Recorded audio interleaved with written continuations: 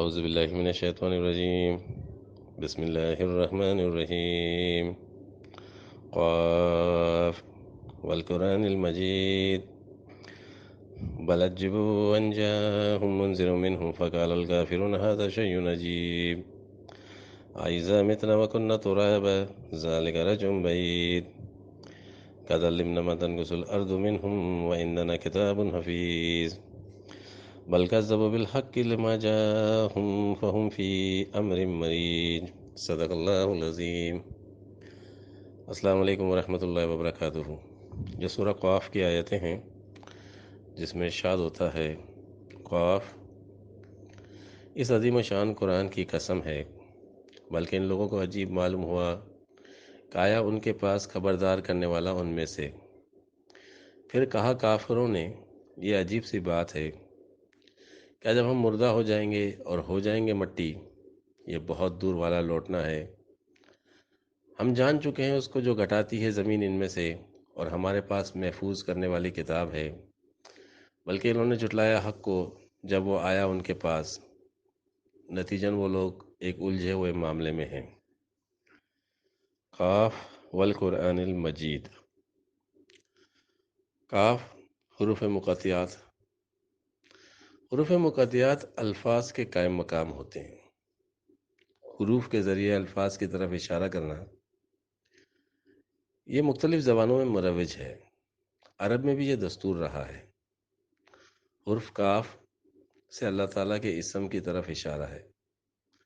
اس سے مراد اللہ کا اسم قادر یا قدیر ہے،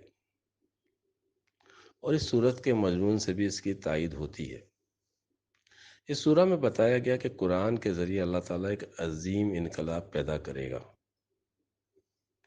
مجید ایسے مقامات پر فائز کرنے والا جہاں کثرت سے نعمتیں ہوں، قدرت عظمت کی منزلت دینے والا۔ اس کی مخصوص تعریف میں سر بلند اور سرخرو رہنے والا۔ یہ ایک حقیقت ہے کہ اللہ تعالیٰ انسان کی ہر ضرورت کی تکمیل کرتا ہے۔ اس کی مادی ضرورتوں کو پورا کرنے کے لیے اس نے سارے ذرائع پیدا کیے، پھر اس کا علم بھی دیا تاکہ انسان اس کو صحیح استعمال میں لائے۔ اسی طرح انسان کی روحانی غرض کو بھی اللہ تعالیٰ پورا کرتا ہے۔ اس کی روحانی غرض میں ہی اس کا مقصد حیات چھپا ہوا ہے۔ مادی نعمتیں ظاہری ہیں اور روحانی نعمتیں باطنی ہیں۔ انسان خلافت اور منزلت اسی وقت پاتا ہے جب وہ روحانی بنے۔ روح لطیف ہے، اور جو چیز جتنی لطیف ہوتی ہے اتنی ہی زیادہ طاقتور اور گہرنے والی ہوتی ہے۔ نور سب سے لطیف ہے، اور اس سے لطیف اللہ ہے۔ جو انسان روحانی ہوگا اتنا ہی لطیف ہوگا، اتنا ہی قوی العزیز ہوگا۔ قرآن کریم کو بھی روح کہا گیا، وَكَذَلِكَ أَوْحَيْنَا إِلَيْكَ رُوحًا مِّنْ أَمْرِنَا۔ قرآن 1300 سال پہلے آیا، کیسر اور کسرا جیسی طاقتور بادشاہوں کو گرایا اور اپنے لیے راستہ آسان کیا۔ انسان ظاہری نعمتوں کو چاہتا ہے اور حقیقی نعمت انعمت علیہم کا طلبگار نہیں بنتا۔ حقیقی نعمت روحانی نعمتیں ہیں، اس لیے روحانی انسان کی بات اس کے لیے تعجب کا باعث ہوتی ہے۔ جب روح آتی ہے تو کافروں کے لیے وعید لاتی ہے۔ اَإِذَا مِتْنَا وَكُنَّا تُرَابًا ذَلِكَ رَجْعٌ بَعِيدٌ۔ اَإِذَا مِتْنَا وَكُنَّا تُرَابًا، یہ وعید ہے، یعنی کافروں کے لیے۔ کافر اس بات کو ماننے کے لیے تیار نہیں ہوتے کہ ہم مغلوب ہو جائیں گے، ہماری شان و شوکتیں مٹ جائیں گی۔ کافروں کو یہ بات دور کی معلوم ہوتی ہے۔